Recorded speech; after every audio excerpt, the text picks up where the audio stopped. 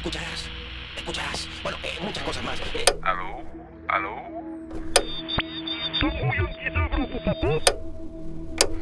Alô, alô.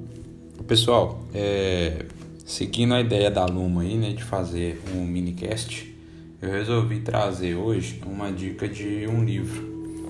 Eu tava revisitando algumas coisas aqui e esse livro chama Cerveja Feita em Casa. Então é um livro de receitas aí, né, de cervejas. Quem me conhece sabe que eu fiz cerveja com o Diego durante um tempo, né? Foi uma aventura nossa aí. E na época eu comprei esse livro, quando eu comecei a estudar o assunto, né, para poder fazer, eu acabei comprando esse livro. É de um cara da Inglaterra. Esse cara é o Greg Hughes, que escreveu esse livro.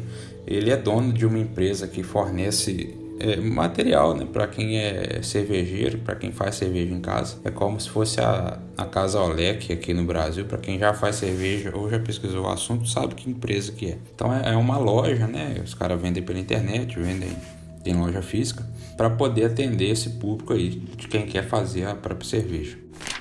E o livro é bem bacana, cara, para quem está interessado no assunto, né? Ele foi lançado na Inglaterra em 2013 e em 2014 veio para o Brasil. Eu comprei em 2016, foi quando a gente começou. Então ele traz, né, conta um pouco da história da cerveja, né? Fala fatos marcantes aí, né? Tem disso aí de 7.000 anos antes de Cristo, que quando surgiu, né, a cerveja ainda de uma maneira bem primitiva, né, na Mesopotâmia, onde hoje é o Iraque. Além disso, né, ele aborda os tipos de ingredientes usados, né? Tem algumas curiosidades, traz tabela dos tipos de ingredientes. Então, malte, né, são ingredientes que existem várias classificações, né? Lúpulo, tem muitas variedades de lúpulo. Então, ele já traz isso tudo tabeladinho para quem quer realmente fazer essa cerveja aí em casa, né? O livro é bem ilustradinho, né? Tem foto de tudo, dos tipos de malte. Tem malte claro, malte torrado. Então, para quem tá a fim de estudar, eu acho que é um livro bem legal para poder começar. Então, ele fala também das leveduras, os tipos de levedura que existem, né? Que é para poder fazer a fermentação. Tem tabela também dos tipos de levedura. É lógico que, né, pessoal, esse livro, como o cara que escreveu é em inglês, a variedade de material que ele consegue lá é bem maior do que aqui no Brasil. Então aqui a gente às vezes fica muito limitado. Provavelmente vai ter alguma receita do livro que não é possível fazer aqui por falta de ingrediente. Mas uma das coisas mais legais de fazer cerveja é que você não tem limite, né? Dá pra gente usar desde casca de laranja como ingrediente até folha de urtiga. Tem uma receita no livro que usa folha de urtiga. E para quem não sabe o que é folha de urtiga, mora na cidade, né? Dá uma pesquisada aí, porque quem é da roça já se fudeu com certeza alguma vez no meio do mato com isso. Outro detalhe interessante que ele aborda no livro são os tipos, né, de produção de cerveja caseira, né? E ele traz 3 aqui, né? Que é o método com kit. Já vem tudo meio que pronto, tá? E é só colocar ali para poder ferver, né? E você já vai ter o mosto pronto.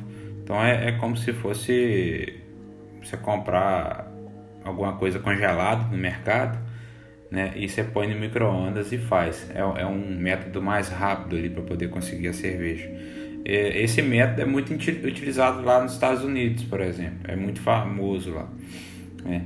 Tem um outro que é com o extrato de malte, né? Ele fica aí no meio termo em relação à dificuldade quando a gente compara os 3 tipos de execução, né? Ele fica no meio do caminho ali entre o método com kit e o terceiro método, que é o all grain, que chama, né? Ou aqui no Brasil ficou famoso como o método das 3 panelas, que é o método que você vai lá pegar os ingredientes, né? Pegar o malte, moer, fazer todo o procedimento. Esse daí é bem mais demorado, né? Mas particularmente é o que eu gosto, né?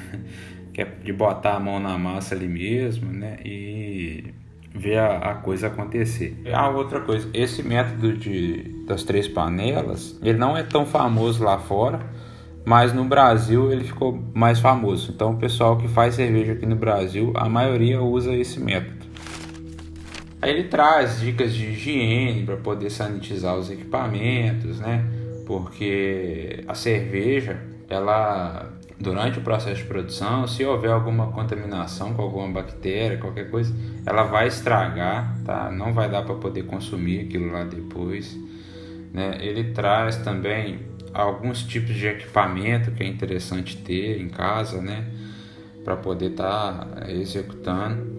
E todos os procedimentos, né? Desde a moagem lá do malte, né? Até inocular a levedura, que é o que faz com que haja a fermentação, né? E produção do álcool.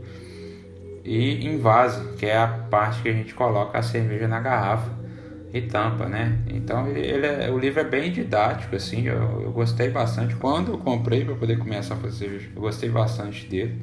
Tava dando uma folheada aqui hoje, tô lembrando, né?